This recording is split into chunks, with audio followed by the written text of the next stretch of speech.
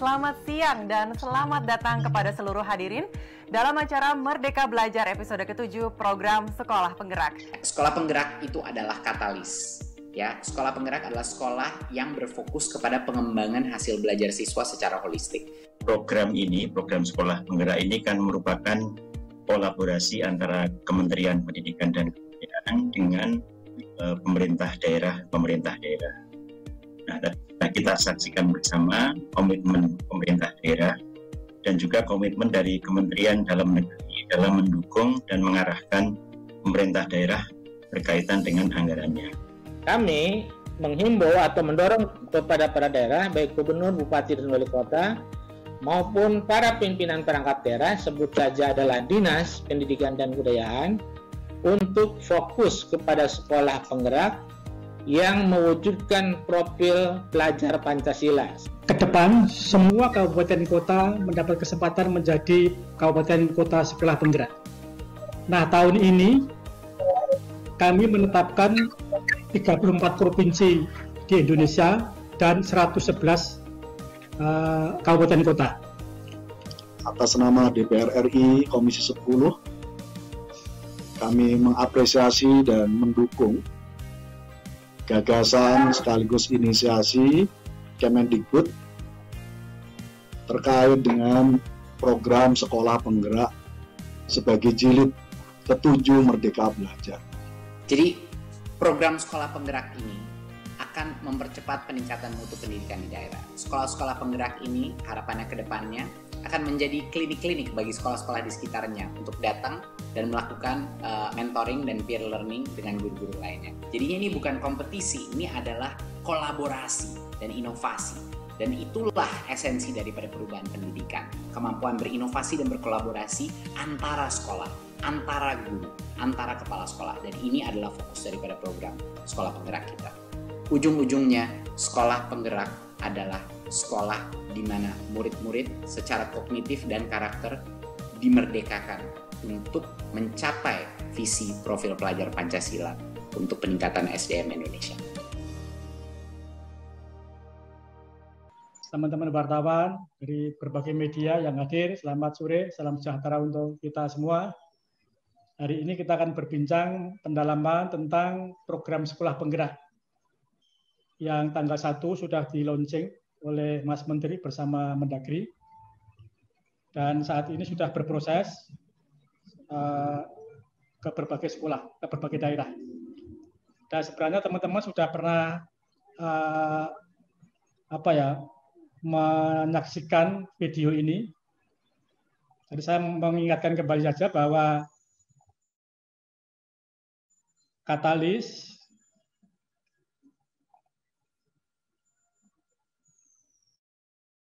visi Indonesia, jadi sekolah penggerak adalah katalis untuk mewujudkan visi pendidikan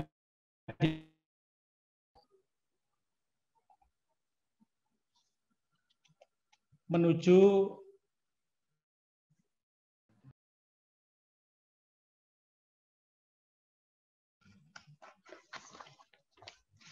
intervensi secara holistik terhadap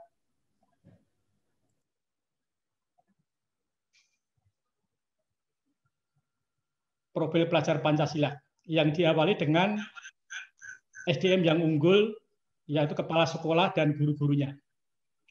Nah, pada tahap akhir diharapkan hasil belajar siswanya di atas level yang diharapkan. Kemudian lingkungan belajar yang menyenangkan bagi anak-anak, pembelajaran berpusat pada peserta didik. Kemudian ada refleksi diri dari sekolah itu untuk mengimbaskan kepada sekolah yang lain, sebagai katalis tadi. Nah, kemudian program sekolah penggerak ini merupakan penyempurnaan program-program transformasi pendidikan di satuan pendidikan sebelumnya. Seperti ada program-program RSBI, program sekolah model, sekolah unggulan, dan sebagainya. Nah, tetapi bedanya pada program ini, kolaborasi yang kuat antara pemerintah pusat dan daerah. Bahkan daerah-daerah yang ditetapkan sebagai pelaksana program sekolah penggerak adalah daerah yang punya komitmen dan kesanggupan untuk ikut terlibat dan mereka mendaftar. Kemudian kami melakukan evaluasi. Kemudian intervensi dilakukan secara holistik, mulai dari SDM sekolah, pembelajaran, perencanaan, digitalisasi, sampai pendampingan pemerintah daerahnya. Kemudian memiliki ruang lingkup yang mencakup seluruh kondisi sekolah, tidak hanya swasta, tapi juga tidak hanya negeri, tapi juga swasta, dari berbagai level sekolah, baik sekolah yang levelnya di bawah, di tengahan, maupun di atas. Pendampingan dilakukan selama 3 tahun, kemudian diharapkan dalam 3 tahun ini ada 1 atau 2 level di atas capaian yang dicapai pada baseline-nya. Program ini dilakukan terintegrasi dengan ekosistem, sehingga seluruh sekolah di Indonesia ke depan diharapkan menjadi sekolah penggerak. Sekolah-sekolah penggerak yang ditetapkan pada awal tahun ini akan menjadi katalis bagi pengembangan sekolah-sekolah lain di sekitarnya. Ini beberapa tahap yang capaian sekolah kita. Jadi tahap 1 itu sekolah yang mungkin levelnya paling rendah, tahap kedua, tahap ketiga, yang tertinggi tahap keempat. Itu hasil belajarnya sudah di atas level yang diharapkan. Kemudian sekolah penggerak bukan sekolah unggulan. Jadi ini kami tidak melakukan transformasi dengan memberikan bantuan yang besar. Ini tidak berbasis uang, tetapi berbasis pengembangan sumber daya manusia. Tidak mengubah input, jadi nanti tidak akan ada sekolah unggulan di mana yang masuk itu hanya anak bernilai tinggi atau anak yang pintar-pintar saja, tapi semua lapisan. Berbasis peningkatan SDM, dan yang dirubah adalah proses pembelajaran, proses kepemimpinan, proses manajerial di satuan pendidikan itu. Kemudian intervensi yang dilakukan itu meliputi penguatan SDM, pelatihan kepala sekolah, gurunya, pengawasnya, penilainya, kemudian pembelajaran dengan paradigma baru. Jadi kita mengenalkan pembelajaran baru yang bisa mengangkat prestasi anak-anak, meningkatkan karakternya dan kompetensinya. Kemudian ada perencanaan berbasis data, digitalisasi sekolah, dan pendampingan dan konsultasi secara asimetris dan asimetris, konsultatif dan asimetris. Jadi ini sekolah tidak kita biarkan dikembangkan, tapi kami meng-hire, jadi mempekerjakan master coach untuk bisa melatih sekaligus mendampingi sekolah-sekolah itu agar berkembang sesuai dengan yang kita harapkan. Yang pada gilirannya ke depan, sekolah-sekolah itu akan memberi dampak positif kepada tetangganya, sekolah-sekolah tetangganya. Ini pendampingannya, penguatan SDM sekolah tadi sudah saya jelaskan. Paradigma baru, berbasis data, perencanaan, dan digitalisasi sekolah. Ini kira-kira itu ringkasan dari apa yang kemarin sudah kita lihat, kita saksikan, dan ini pengantar saya. Jadi bahwa ini perbedaannya secara prinsip dengan yang dulu-dulu, bahwa kementerian tidak memberikan bantuan yang besar kepada satuan pendidikan, nanti hanya berupa bos kinerja, tidak ada bantuan fisik. Makanya ini kerjasamanya antara daerah dan pusat, di mana daerah harus membuat surat perjanjian dengan kami untuk satu diantaranya, yang pertama tidak memindahkan kepala sekolah selama 4 tahun. Karena kalau dipindah tentu intervensi kita, transformasi kita tidak akan jalan karena berganti pimpinan. Guru-gurunya juga tidak dipindah. Kemudian yang kedua, daerah membuat regulasi yang mendukung pelaksanaan sekolah penggerak, termasuk menganggarkan anggaran untuk pelaksanaan sekolah penggerak ini. Jadi kalau ada gedung yang rusak, gedung yang tidak memenuhi syarat, nanti dipecahkan bersama. Mungkin bisa lewat mekanisme DAK, daerah mengusulkan lewat DAK agar sekolah itu dibangun. Tetapi kementerian secara khusus tidak menyediakan dana untuk membangun sekolah itu. Jadi ini bukan menciptakan sekolah unggulan, tapi sekolah yang berbasis pada hasil belajar dan pembinaan secara holistik. Itu pengantar saya, Mas Sino. Terima kasih. Baik, terima kasih Pak Dirjen, cukup jelas sekali penjelasan Pak Dirjen terkait dengan pendalaman materi tentang program sekolah penggerak. Pak Dirjen, sudah ada di kami 5 penanya dari media. Kami persilakan. Yang pertama adalah Mbak Fei dari CNN Indonesia. Kami persilakan.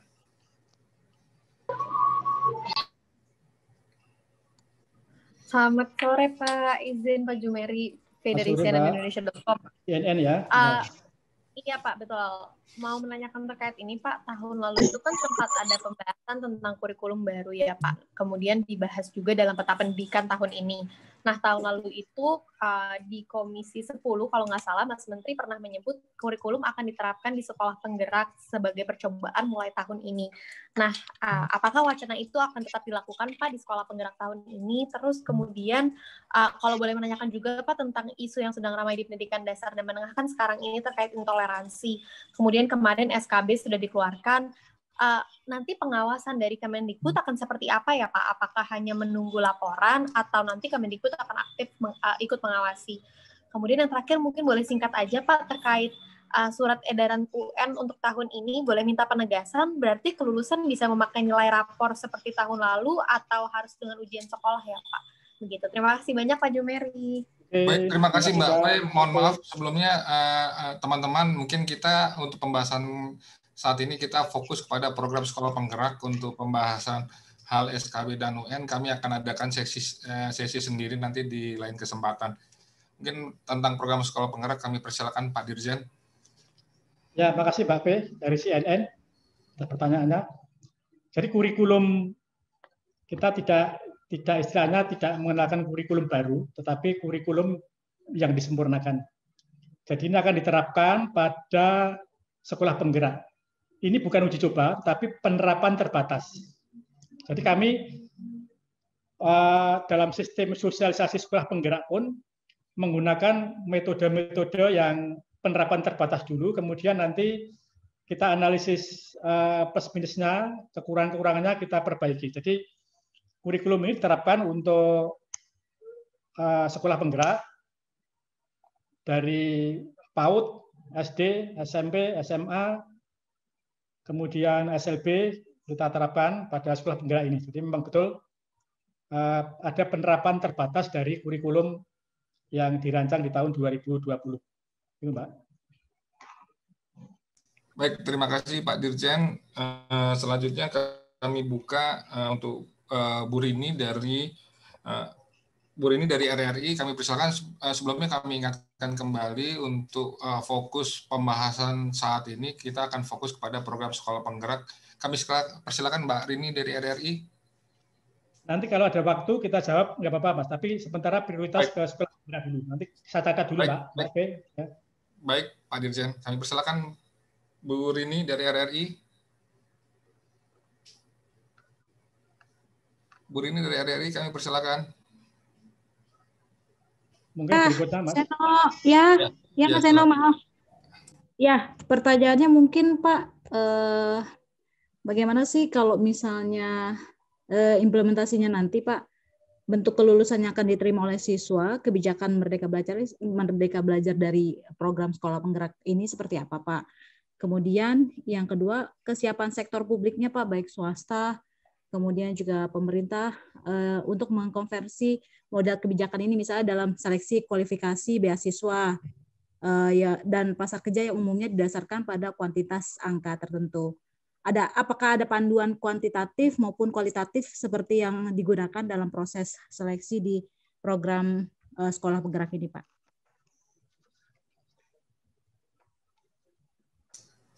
Ya, langsung Mas ya. Ya Pak. Jadi untuk sekolah penggerak itu nanti kelulusannya sama dengan sekolah lain.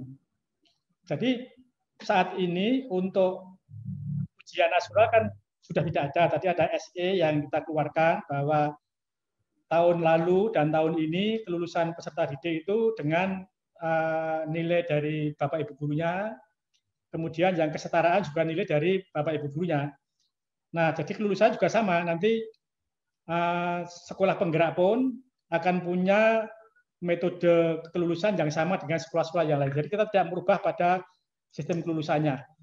Nah, tahun ini, tahun 2021 akan ada asesmen nasional, itu juga diterapkan baik kepada sekolah penggerak maupun sekolah yang belum diprioritaskan menjadi sekolah penggerak.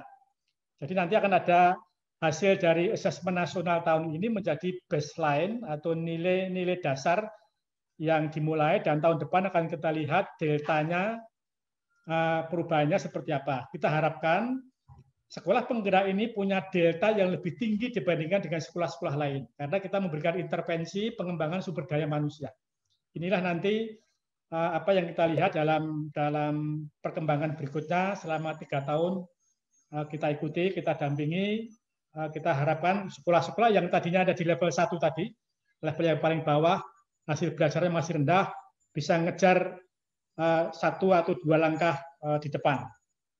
Kemudian tentang ukuran-ukuran kuantitatif dan kualitatif, jadi apakah publik sudah siap, infrastruktur daerah siap, kita sekolah penggerak ini ditransformasikan kepada sekolah dari berbagai level. Kalau dulu misalnya sekolah unggulan atau RSBI, maka sekolah-sekolah yang ditetapkan sebagai calon sekolah RSBI adalah sekolah-sekolah yang sudah bagus kondisinya, sudah di menengah atas. Tetapi yang sekolah penggerak ini, semua level kita ambil.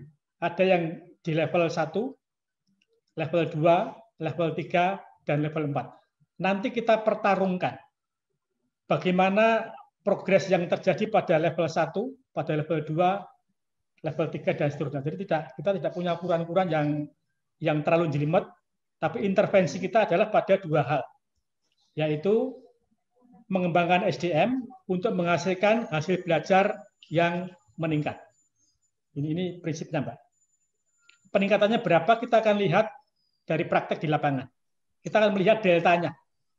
Jadi ketika tentu berbeda antara sekolah yang levelnya 1 dan 3 berbeda. Dia tidak bisa diukur dengan level 3. Tapi level 1 nanti diharapkan dia akan naik ke level 2, ke level 3, dan seterusnya. Nah, kemudian yang level 4 sudah tertinggi, bagaimana pengembangannya? Dia akan mencapai tahap advance berikutnya untuk bisa berkembang lebih tinggi lagi dibandingkan ketika ada di baseline pada level 4. Terima kasih, Mbak. Ya, makasih, Pak. Baik, terima kasih Pak Dirjen, terima kasih Mbak Rini. Selanjutnya Pak, kami persilahkan Bu Dian dari Harian Waspada untuk menyampaikan pertanyaannya.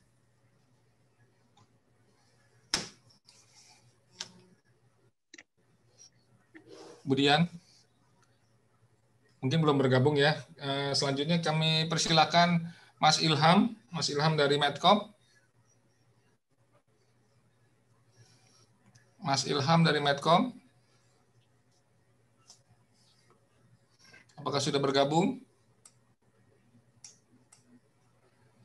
Mas Ilham sudah ada mungkin ini belum ini ya.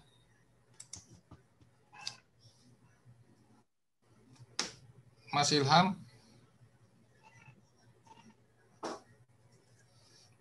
sudah bergabung. Mas Ilham, kami persilakan Mas Ilham. Baik, selanjutnya Mbak Weni, kami persilakan Mbak Weni.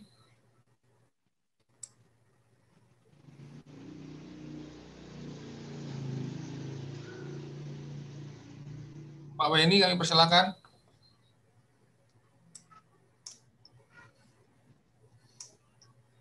Baik, Pak Dirjen, kebetulan kita panggil Mas Ilham belum menjawab. Kami persilakan Pak, mungkin ada yang ingin disampaikan oleh Pak Dirjen terkait hal yang Mbak Fai tadi sampaikan. Mohon izin Pak, belum di unmute Pak. Mohon maaf ya.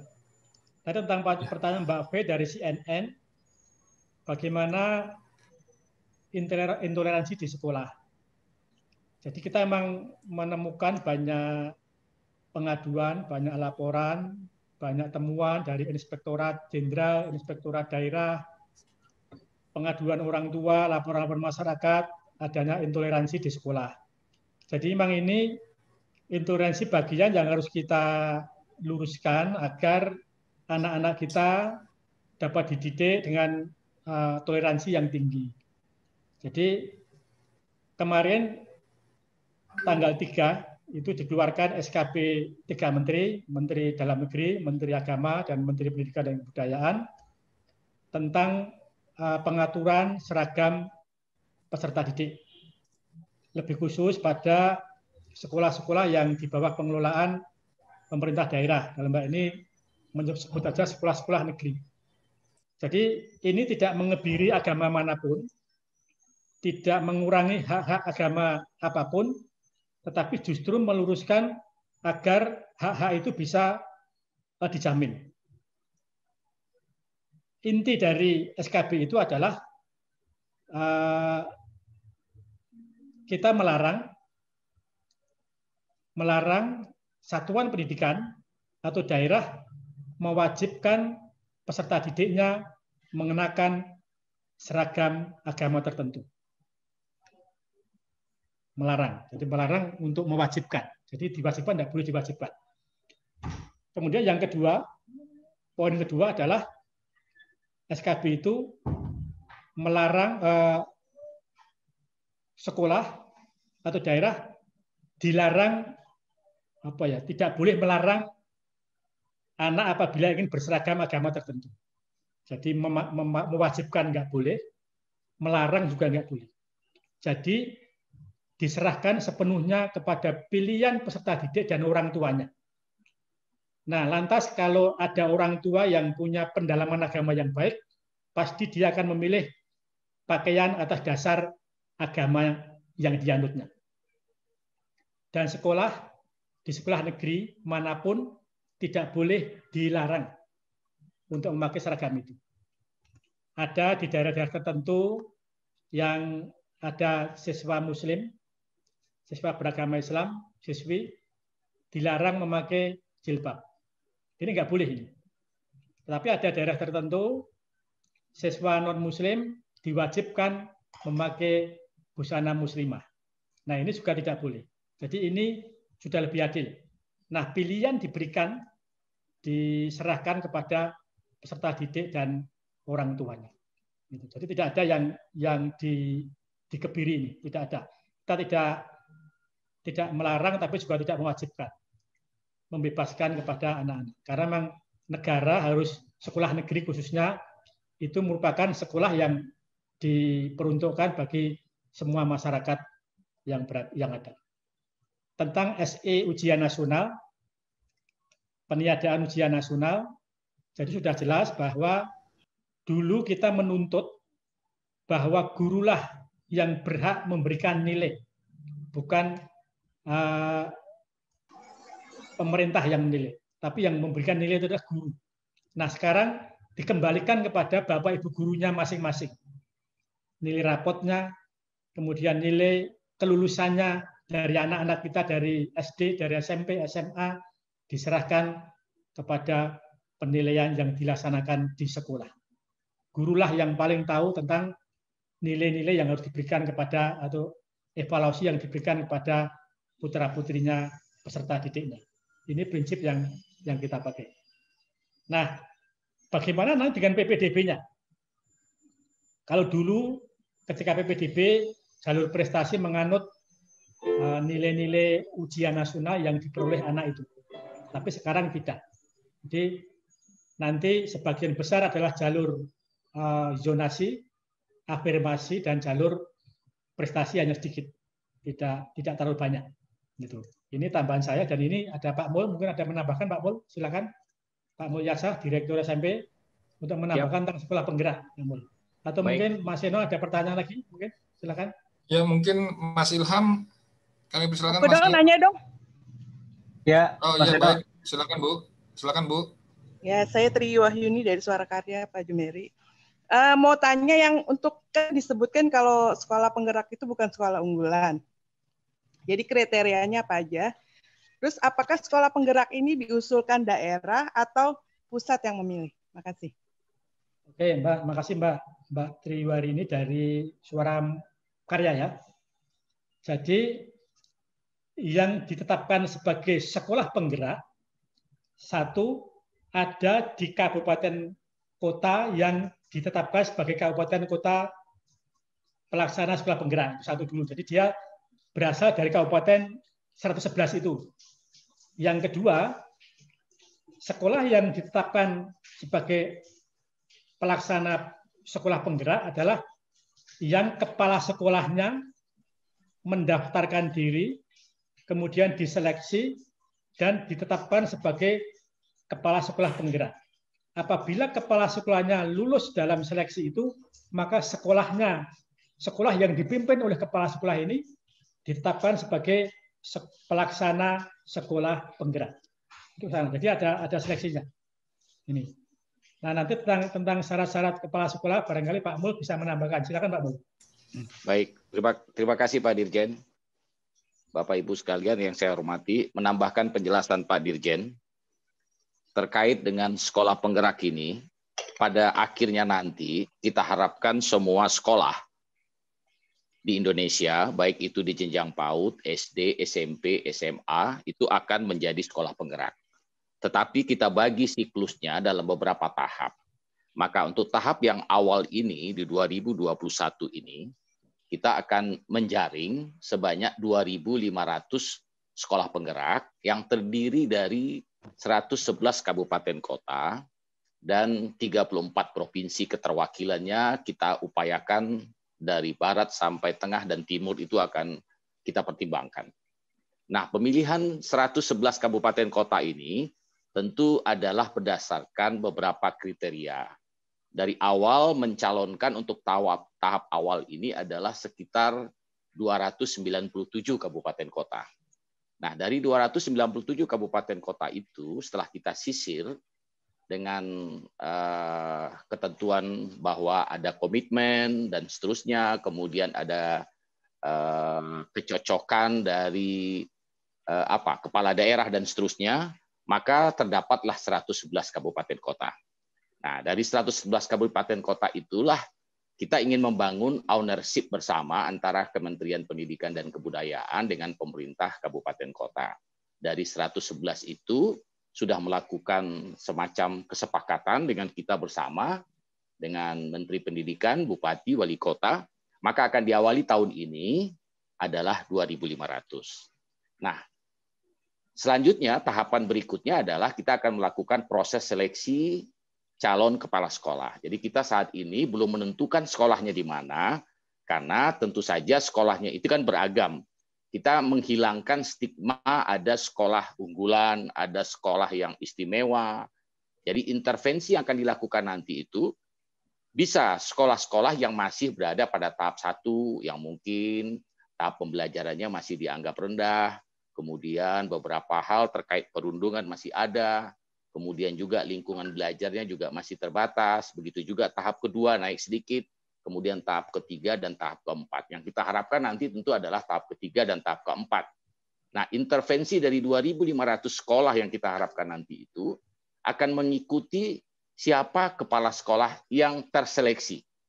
Nah, nanti dengan sendirinya akan ada keragaman. Ada sekolah yang berada pada level 1, yang masih saya sebutkan tadi, ada level 2, ada level 3, dan level 4. Kira-kira demikian tambahannya Pak Dirjen. Terima kasih Pak. Terima kasih Pak Mul. Baik, terima kasih Pak Direktur, Pak Dirjen. Tadi Mas Ilham sudah bersuara, mungkin silakan. Ya. Mas Eno, izin Pak Jumeri menyampaikan pertanyaan. Sejauh ini ada aduan dari sejumlah guru terkait kebingungan program yang ada ini Pak, tentang program sekolah penggerak, guru penggerak, dan program organisasi penggerak. Sebenarnya guru ini melihat substansinya sebenarnya hampir sama, peningkatan kompetisi guru dan perbaikan ekosistem sekolah. Nah, jadi karena terkesan sama nih Pak, kenapa mesti dibuat program yang seolah berbeda? Kenapa tidak fokus saja di satu program? Itu aja Mas Eno. Pak Jumeri, terima kasih. Monggo Pak Mul, silakan Pak Mul. Baik, terima kasih Mas Ilham. Pertanyaannya bagus sekali. Juga kemarin banyak pertanyaan yang seperti itu muncul. Sesungguhnya ini adalah pendekatan intervensi yang berbeda, walaupun tujuannya sebenarnya adalah sama. Sekolah penggerak atau program sekolah penggerak ini adalah merupakan kolaborasi antara pemerintah pusat dengan pemerintah daerah dan diselenggarakan bersama-sama melakukan proses pembinaannya. Jadi semua masing-masing terlibat. Terkait dengan program sekolah penggerak, juga kapasitasnya adalah dalam rangka meningkatkan mutu pendidikan. Tetapi diselenggarakan oleh organisasi masyarakat yang care tentang pendidikan. Jadi kita akan membedakan nanti sasaran sekolahnya. Semakin banyak intervensi hal-hal yang baik ini tentu akan makin bagus untuk menuju peningkatan pendidikan di masa yang akan datang. Demikian, Pak. Ya, saya tambahkan dikit, Mas Ino. Baik, Pak. Jadi kalau SP, sekolah penggerak, itu intervensinya sama, semua berbasis pada SDM. Tetapi kalau organisasi penggerak yang oleh organisasi swasta tadi, berbasis pada kekhususan yang dimiliki oleh penyelenggara UP itu. Jadi mungkin ada yang fokus ke pembinaan peserta didik, ke pembelajaran, ke gurunya, dan sebagainya. Sedangkan guru penggerak adalah proses untuk mempersiapkan guru-guru kita menjadi mentor bagi lingkungannya. Jadi berkarakter penggerak. Dan ke depan dari guru-guru penggerak inilah diharapkan menjadi pemimpin-pemimpin pembelajaran di lingkungannya masing-masing untuk menggerakkan proses perubahan dari dalam. Jadi ini kita pengembangan semuanya pada pengembangan SDM di sekolah untuk bergerak dari dalam. Kalau kita mengalokasikan anggaran untuk membangun sekolah, akan berat dan besar anggarannya. Tetapi dengan SDM, maka ada jaminan bahwa proses transformasi itu akan bisa lebih mulus karena ada kesadaran dari dalam. Ada kebangkitan dari dalam lingkungan sekolah sendiri untuk melakukan transformasi secara internal, merubah pola pikir di sekolah itu, merubah cara-cara mengajarnya, pengelolaan sekolahnya, sehingga hasil belajar peserta didiknya semakin baik. Itu tambahan saya. Terima kasih. Baik, terima kasih Pak Direktur, Pak Dirjen. Ada lagi Pak, ini dari Mbak Mutiara Bisnis Indonesia. Kami silakan Mbak Mutiara untuk bertanya tentang program sekolah penggerak. Baik, selamat sore Pak Jumeri. Mas Suri. Ya, Pak, ingin menanyakan soal ini Pak, sosialisasinya untuk program sekolah penggerak ini udah sejauh mana sih Pak, terutama untuk yang sekolah-sekolah di pelosok, karena mungkin masih banyak kebingungan ya Pak terkait sistem asesmennya seperti apa nanti untuk masyarakat juga, maksudnya pengen tahu juga mungkin Pak gitu Pak. Mungkin boleh minta dijelaskan Pak. Terima kasih. Ya, terima kasih Mbak Mutiara dari Bisnis Indonesia. Jadi kami sudah melakukan sosialisasi secara bertahap dan berjenjang. Kami telah berdiskusi dengan UPT kami di daerah. UPT itu perwakilan Kementerian Pendidikan yang ada di daerah, ada LPMP, ada PP atau BP Paudikmas di 34 provinsi. Kemudian kami sudah mengundang kepala-kepala dinas kabupaten kota 514, kepala dinas provinsi sebanyak 34 untuk diberikan sosialisasi tentang sekolah penggerak ini. Jadi kami tidak mewajibkan, tapi menawarkan sebuah langkah untuk meningkatkan mutu pendidikan. Nah, pola yang diambil ini tidak top down, tetapi bottom up. Jadi ibarat kami penjual mobil, kami menawarkan mobil itu. Menawarkan mobil yang akan kami jual kepada daerah.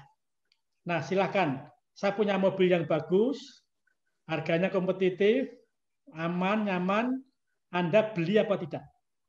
Nah, dari 514 kabupaten kota, ada kalau tidak salah 289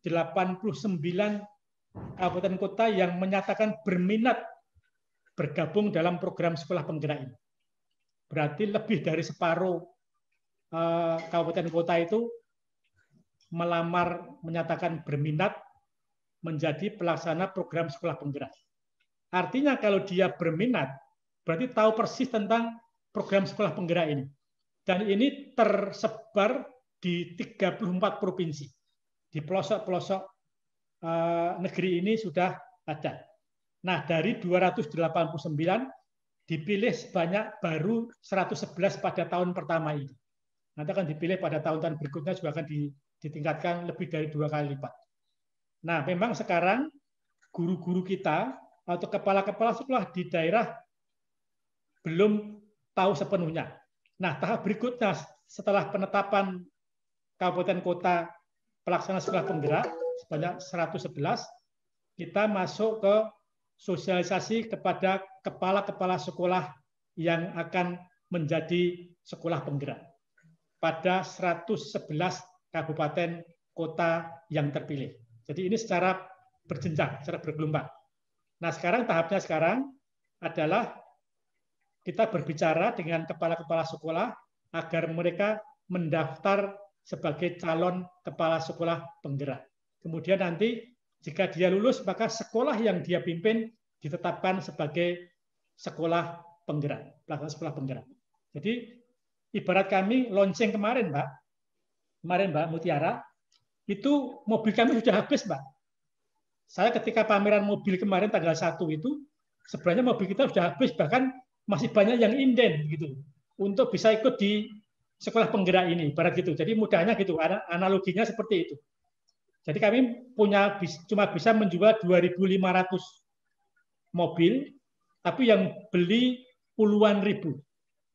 Cuma punya untuk 111 kabupaten kota, yang melamar 289. Jadi mereka berlomba-lomba untuk melamar sebagai penyelenggara sekolah penggerak. Inilah model yang kami terapkan pada tahun ini, bahwa program sekolah penggerak ini tidak diwajibkan, tapi ditawarkan. Nah, Pemda yang menyambut tawaran kami, yang bersungguh-sungguh menyambut tawaran kami, itu yang kita tetapkan sebagai kabupaten kota pelaksana sekolah penggerak. Monggo Pak Mul, mungkin ada ingin menegaskan? Siap Pak, mungkin sama Pak dengan Pak Dirjen, cuma mungkin menambahkan saja sedikit bahwa pada tahap berikutnya, pada bulan Februari ini, seperti disampaikan Pak Dirjen, kita akan melakukan sosialisasi yang masif kepada kepala sekolah. Itu rentang waktunya adalah pada bulan Februari. Secara estafet nanti, Dinas bersama UPT kita di daerah juga akan melakukan sosialisasi langsung dengan seluruh kepala sekolah yang ada di kabupaten kota. Kemudian tahap berikutnya diharapkan nanti pada bulan Maret itu sudah selesai proses seleksi calon kepala sekolah penggerak. Sehingga kita sudah ketahui siapa kepala sekolah yang sekolahnya terpilih untuk menjadi calon sekolah penggerak atau menjadi sekolah penggerak. Tambahan saja Pak, jadi nanti pada April kita sudah putuskan nanti sekolah-sekolah akan di-SK-kan oleh pusat berdasarkan dari hasil seleksi calon kepala sekolah itu. Demikian Pak, tambahan Pak. Makasih Pak. Ya, makasih Pak Mul.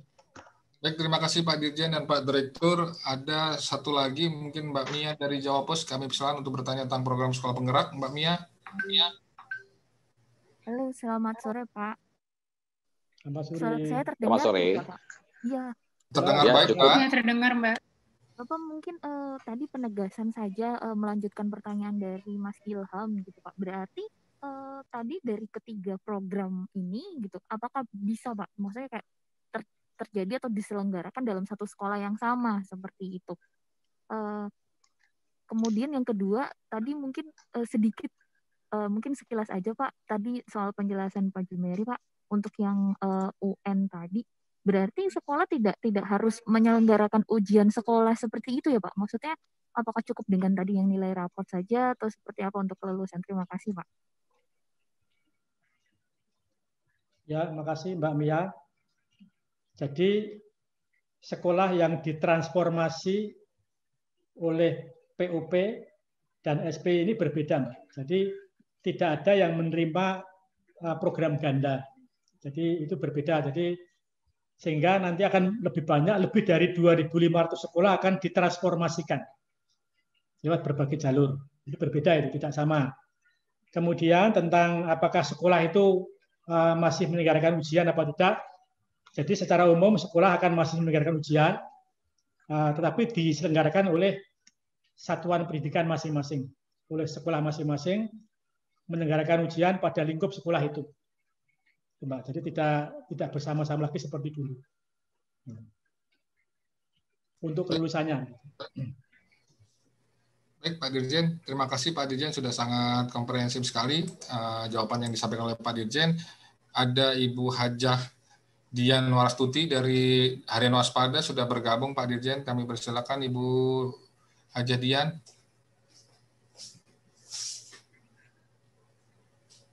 Halo, Assalamualaikum. Makasih Mas Seno, Pak Dirjen, Pak Direktur. Mohon maaf telat. Saya cuma tadi menyambung pertanyaan Mia dari Jawa Pos. Ya mungkin ini kan menyambung Ilham juga. Ini kan nanti kan banyak nih dikeroyok guru penggerak, organisasi penggerak, sekolah penggerak gitu ya. Jadi bisa jadi sih mungkin ada satu ke sekolah yang dapat 3 atau 2 program gitu. Nah maksud saya lepas dari mungkin tadi Pak Dirjen udah bilang bahwa tidak kecil kemungkinan seperti itu, tapi mungkin ada juga kali ya Pak Dirjen gitu. Jadi mungkin nanti pengawasannya seperti apa supaya tidak overlapping gitu Pak Dirjen. Makasih Pak, itu aja sih. Jadi yang sudah diintervensi dengan sekolah penggerak, nanti daftar itu akan diberikan kepada PUP. Jadi mereka tidak boleh mengintervensi, tidak boleh melakukan program di sekolah yang sudah kita tetapkan sebagai sekolah penggerak. Itu Mbak. Jadi kami memastikan tidak akan terjadi karena pasti yang dibantu oleh pihak swasta pun kan kami juga akan pada akhirnya akan tahu siapa sekolah-sekolahnya. Jadi ini kami berproses lebih dulu, yang PSP oleh pemerintah ini lebih dulu. Jadi nanti yang PUP agak belakangan. Jadi kan nanti kami sudah menetapkan lebih dulu. Oh siap Pak, paham Pak. Oke, terima kasih Mbak. Terima kasih Pak Dirjen. Satu pertanyaan terakhir kami lempar ke teman-teman. Mas Seno boleh tanya nggak? Baik, terakhir dengan Mbak Kristi. Pak, maaf nggak buka kamera ya Pak. Saya Kristi dari Berita 1. Bapak mau tanya insentif apa sih yang didapatkan sekolah dan guru Pak, dan kepala sekolah ya khusus juga semuanya lah yang terkait sekolah penggerak ini. Apakah ada tambahan tunjangan atau gimana Pak secara konkret gitu loh Pak, karena kan memang kemarin disampaikan Pak Mendikbud ini tugasnya akan sangat berat ya Pak ya, karena merubah mindset segala dan sebagainya. Terus yang kedua tentang keberlanjutan program ini kan programnya cukup lama ya Pak, 4 tahun terus akan berlanjut lagi. Nah ini diaturnya lewat apa ya Pak, karena kan kita tahu sendiri ganti pemerintahan pasti ganti menteri lagi gitu loh. Itu seperti apa rencana ke depannya? Itu aja Pak, makasih. Ya, makasih Mbak Natasha dari Berita 1. Jadi tentang saya jawab keberlanjutan program dulu. Jadi ini kita punya peta jalan. Kami sedang menggodok peta jalan pendidikan.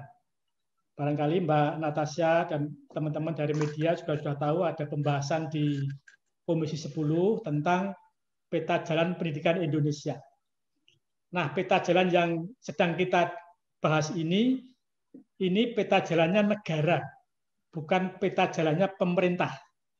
Kalau pemerintah nanti bisa berganti. Pak Jokowi setelah 5 tahun, karena sudah periode kedua, tentu harus berganti. Tapi kita sedang memperjuangkan, sedang memperbincangkan, sedang menggodok, sedang menganalisis peta jalan pendidikan Indonesia untuk 15 tahun yang akan datang, sampai 2035. Dan kami dengan berbagai tim di Komisi 10 dan masyarakat sepakat bahwa peta jalan ini adalah peta jalannya negara. Sehingga nanti peta jalannya akan ditetapkan dengan Kepres, keputusan Presiden. Nah, sekolah penggerak itu ada di peta jalan. Nah, sehingga nanti ada kewajiban bagi Menteri Pendidikan selanjutnya, pemerintah selanjutnya untuk melanjutkan program ini. Jadi ada amanat untuk ke sana. Karena ini peta jalan pendidikan yang kita perjuangkan bersama menjadi peta jalannya negara. Jadi peta jalan ini untuk memastikan bahwa pengembangan SDM kita ke depan jalannya benar, kemudian langkah-langkahnya tepat, dan sasarannya juga tepat. Ini sedang kita perjuangkan.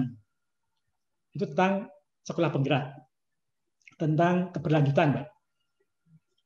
Sehingga itu lintas di lini masa kita ada sampai total semua sekolah di Indonesia menjadi sekolah penggerak. Baik yang nanti diintervensi lewat program pemerintah, program swasta, maupun berasal dari pengimbasan sekolah-sekolah penggerak yang sekarang difasilitasi, nanti menghasilkan sekolah-sekolah penggerak berikutnya. Gitu. Tentang insentif, maaf, insentif jadi yang maksudnya jadi sekolah penggerak ini masuk ke dalam peta jalan ya Pak ya? Ya, kita masuk di renstra kita, Mbak. Oke, terima kasih. Oke. Tentang insentif, jadi kami sedang berpikir di kementerian. Tentu kami belum bisa menyampaikan, tapi tentu ada nanti apa penghargaan yang kita berikan kepada kepala-kepala sekolah yang berjuang sebagai kepala sekolah penggerak dan juga guru-guru penggerak.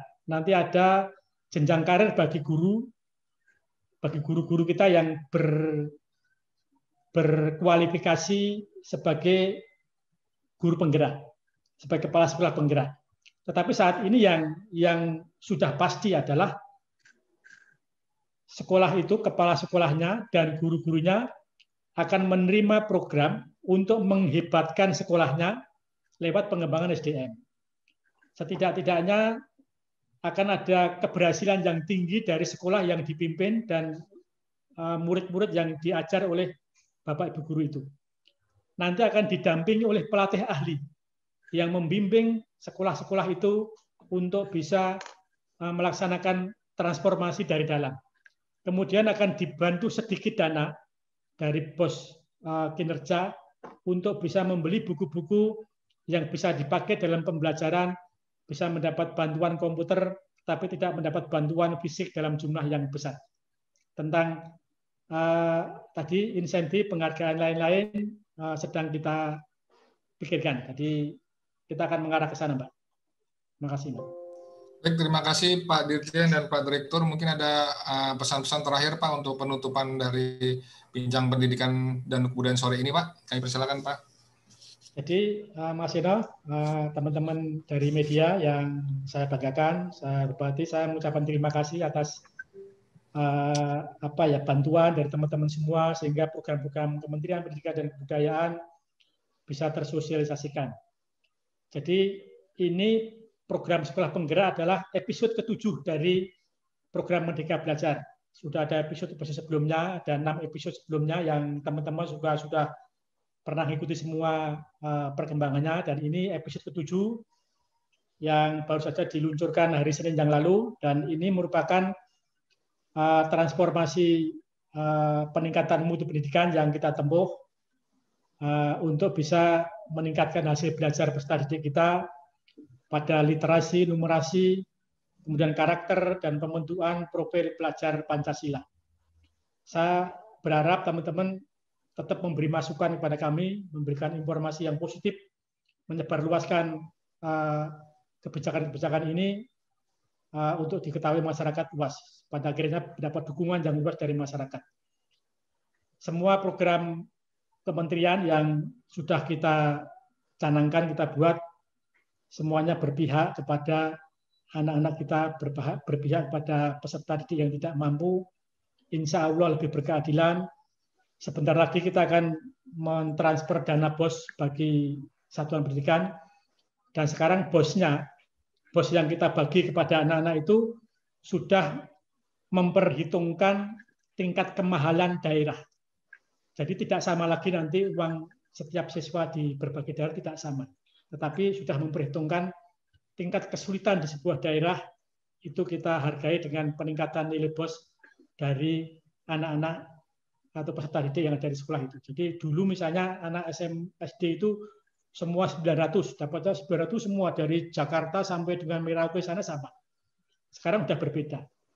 Itu kita anggap, insya Allah itu lebih berkeadilan karena daerah-daerah yang terpencil dan sulit mendapat nilai yang lebih tinggi karena untuk membeli barang di sana lebih sulit. Mungkin di Jakarta ini kita jalan 10 meter itu sudah dapat tokonya. Tapi di Papua, di Kalimantan, di Halmahera sana, mungkin untuk membeli satu rem kertas itu harus naik perahu yang biayanya mahal. Itu sudah kita perhitungkan dalam penetapan nilai BOS. Ini nanti kita berikan pada tahap berikutnya. Ini sedang proses Permendikbud untuk penetapan BOS ini.